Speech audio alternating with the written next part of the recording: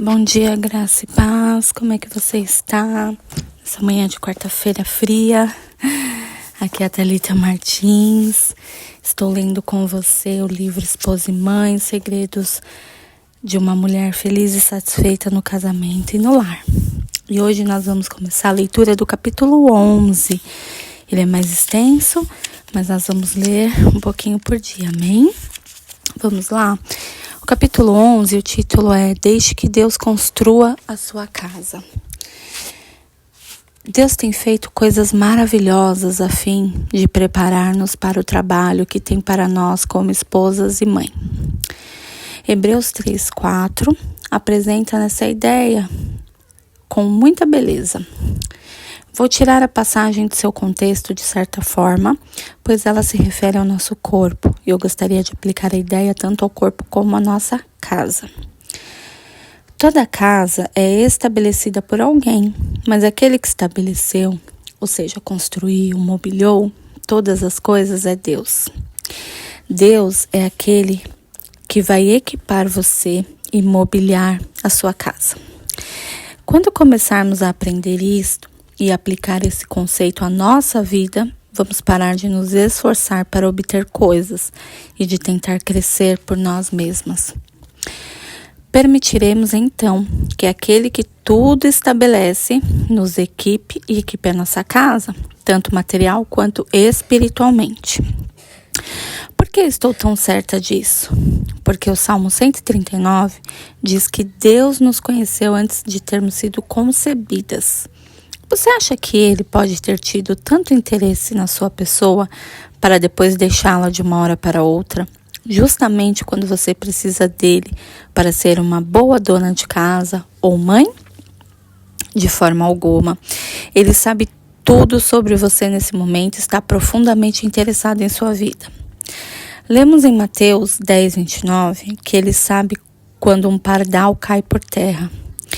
Em Mateus 6, 25 e 32, sabemos que ele vestiu os lírios do campo. Mateus 6, 25 e 32 também diz que não devemos nos preocupar com roupa e comida. Você se preocupa com a falta de carne ou de leite ou de comida? Não precisa, Deus cuida de você.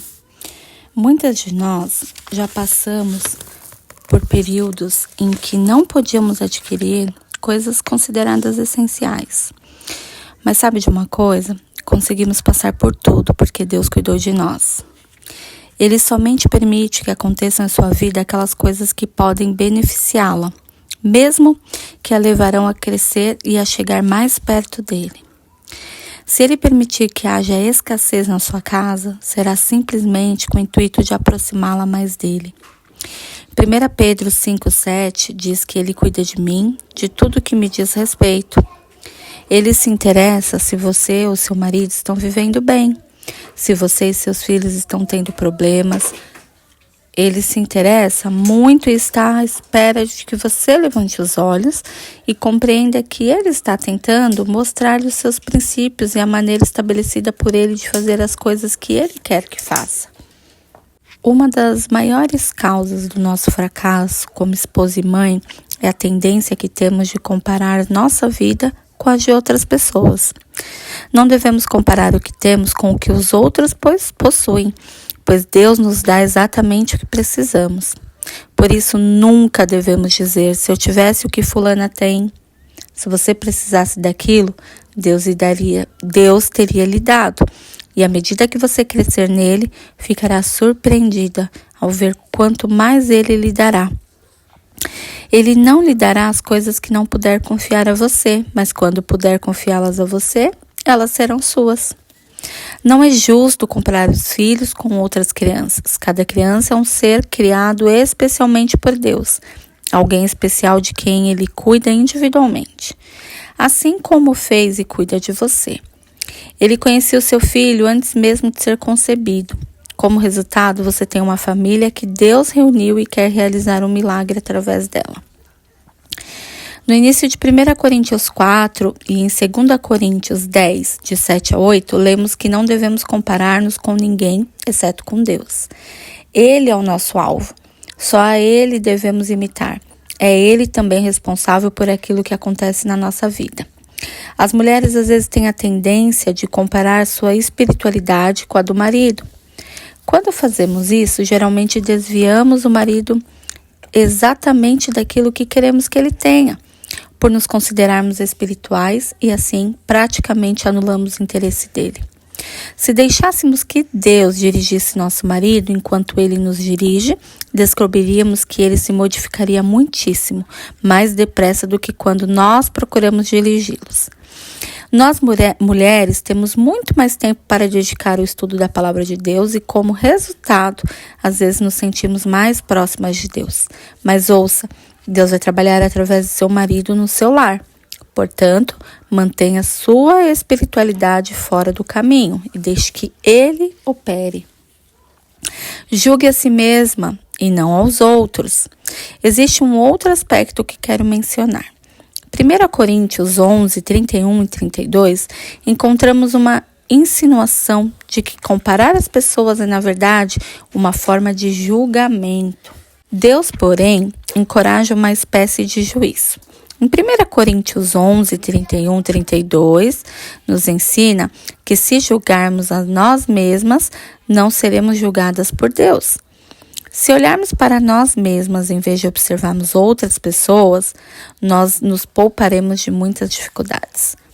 Você já aprendeu a olhar para si mesma e dizer com sinceridade: eu torço facilmente a verdade.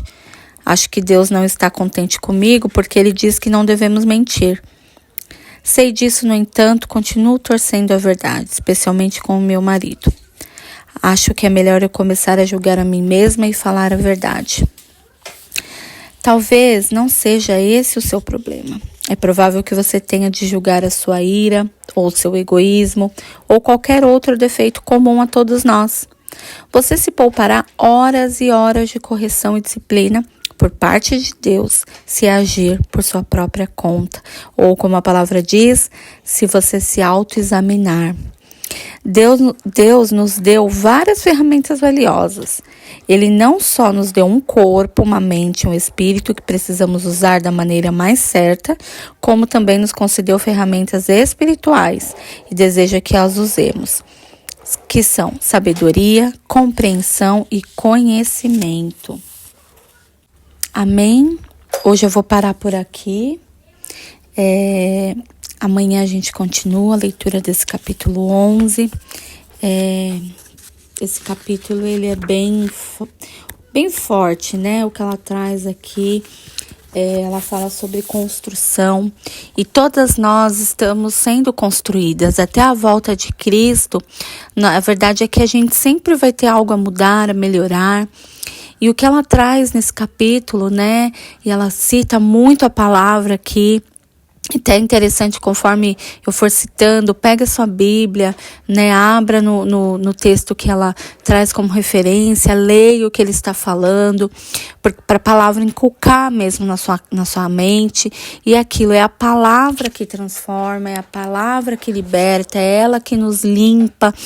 Então, leia, medite, né, faz mesmo o que a palavra mesmo diz, né, que muitas vezes a gente só ouve lá essa leitura no dia de ceia, né, do alto, examine o homem, pois a si mesmo a palavra diz.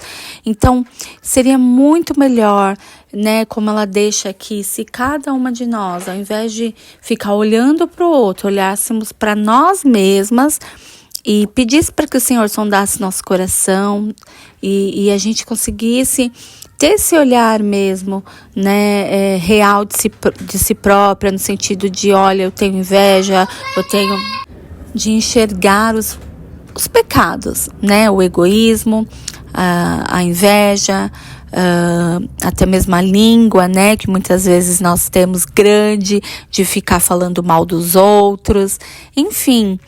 Todas nós temos defeitos e qualidades, mas se a gente parar de fato para olhar para a gente e fazer essa autocorreção, a gente vai poupar muitas coisas.